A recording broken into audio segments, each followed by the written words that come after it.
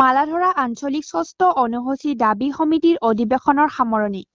গোৱালপাৰা জিলাৰ মালাধৰা আঞ্চলিক ষষ্ঠ অনুসূচী দাবী সমিতিৰ তৃতীয় ত্ৰিবাৰ্ষিক পূৰ্ণাংগ অধিৱেশনখন ২৬ ফেব্ৰুৱাৰী তাৰিখে এদিনীয়া বৰ্ণিল কাৰ্যসূচীৰে পাণ্ডবা জগন্নাথ মন্দিৰ প্ৰাংগণত অনুষ্ঠিত হৈ যায়।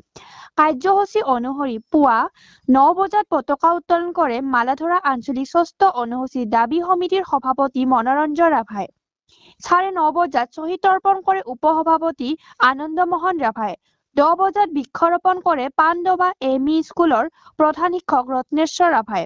দিনৰ ২ বজাত মালাধৰা আঞ্চলিক ষষ্ঠ অনুসূচী দাবী সমিতিৰ সভাপতি মনোৰঞ্জন ৰাভাৰ সভাপতিত্বত অনুষ্ঠিত মুকলি সভাখন উদ্বোধন কৰে গোৱালপাৰা জিলাৰ ষষ্ঠ অনুসূচী দাবী সমিতিৰ প্ৰচাৰ সম্পাদক ধনন্ত কুমাৰ ৰাভাই। মুকলি সভাত ৰাভা হাছং স্বায়ত্তশাসিত পৰিষদৰ মুখ্য কাৰ্যবাহী সদস্য টংকেশ্বৰ ৰাভা, গোৱালপাৰা জিলাৰ ৰাভা ছাত্ৰ সন্থাৰ সভাপতি বিৰঞ্জন ৰাভা, ৰাভা মহিলা পৰিষদৰ সভানেত্ৰী মনমা ৰাভা প্ৰমুখ্যে কেইবাগৰাকী বিশিষ্ট ব্যক্তি উপস্থিত থাকে। উল্লেখ্য যে অধিৱেশনৰ প্ৰতিনিধি সভাত ৰত্নেশ্বৰ ৰাভাক সভাপতি আৰু বিশ্বম্বৰ ৰাভাক সাধাৰণ সম্পাদক হিচাপে লৈ মালাধৰা আঞ্চলিক ষষ্ঠ অনুসূচী দাবী সমিতিৰ নতুন সমিতিখন গঠন কৰা হয়। শিডিউল ব্যৱস্থা বুলি কোৱাৰ লগে লগে ভাৰতীয় সংবিধানে কি কৈছে, যিবিলাক জনজাতি উদ্যোগৰ অঞ্চল উন্নয়ন হোৱা নাই, ৰাজ্য চৰকাৰে কৰিব পৰা নাই, সেইবিলাক বিশেষ মৰ্যাদা দিয়াৰ ব্যৱস্থা সংবিধানত আছে আৰু সেইটো হৈছে শিডিউল। গতিকে ৰাভা হাছং অট'নমাছ কাউন্সিল এলেকা বুলি কোৱাৰ লগে লগে যদি আপোনালোকে চাই গুৱাহাটীৰ ভিতৰত আটাইতকৈ ওচৰত আছে। ওচৰত থকাৰ পিছত ইয়াত আজিলৈকে এখন বিশ্ববিদ্যালয় নাই, এখন অট'নমাছ কলেজ নাই, এখন চিকিৎসা মহাবিদ্যালয় নাই, ৰাস্তা ঘাটৰ যিটো অৱস্থা। গতিকে ইয়াত তাৰ হোৱাৰ কাৰণটো হৈছে অসম চৰকাৰখনে আজি বিগত ৭৫ বছৰে যি ধৰণে ইয়াক উন্নয়ন কৰিব লাগিছিল কৰিব পৰা নহ'ল।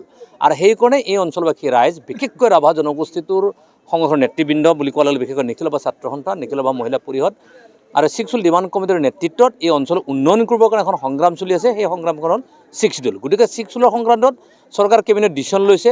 কেবিনেট ডিচিশ্যনৰ কাৰণে ড্ৰাফটিং ঠিক কৰিছে, ইমিডিয়েট পঠাই দিব লাগে আৰু পঠাই দিয়াই নহয়। অসমৰ মুখ্যমন্ত্ৰী হিমন্ত বিশ্ব শৰ্মা ডাঙৰীয়াৰ নেতৃত্বত তেওঁ প্ৰত্যক্ষভাৱে জড়িত হয় দিল্লীৰ পৰা শিডিউলটো অন্যান্য দায়িত্ব তেখেতে ল'ব লাগে আৰু সেইটো আমি আশাবাদী। কাৰণ চৰকাৰ এখনে যদি দায়িত্ব লয় সেইটো সোনকালে হ'ব। তাৰ এক্সাম্পল ত্ৰিপুৰা আছে। ত্ৰিপুৰা ট্ৰাইবেলসকলক ST বা তেখেতসকলক শিডিউল দিয়াৰ সংক্ৰান্তত ত্ৰিপুৰাৰ সেই সময়ৰ মুখ্যমন্ত্ৰী মানিক চৰকাৰ ডাঙৰীয়াই নিজে প্ৰত্যক্ষভাৱে নেতৃত্ব লৈ ত্ৰিপুৰাত হিল ডিষ্ট্ৰিক্ট অট'নমাছ কাউন্সিলখন আণ্ডাৰ শিডিউল দিছিল। গতিকে সেইটো আশা আমি কৰোঁ। তাৰ কাৰণে সংগ্ৰাম চলি আছে। গতিকে শিডিউল আমি পাম, মই বিশ্বাসী শিডিউল দিবই লাগিব। দিল্লীত শিডিউল নিদিয়াৰ কোনো প্ৰশ্নই উঠিব নোৱাৰে। আৰু যিহেতু ভাৰতবৰ্ষখন সংগ্ৰাম কৰি স্বাধীন লাভ কৰিছোঁ, গতিকে সংগ্ৰাম চলি থাকিব যেতিয়ালৈ শিডিউল নাপায়। আৰু মই বিশ্বাসী আহি থকা দিনত বিধানসভা পাৰ্লিমেণ্টৰ নিৰ্বাচনৰ আগত নেক্সটৰ ভিতৰত ৰাভা হাছং কাউন্সিল শিডিউল নামি আহিব নিশ্চিত।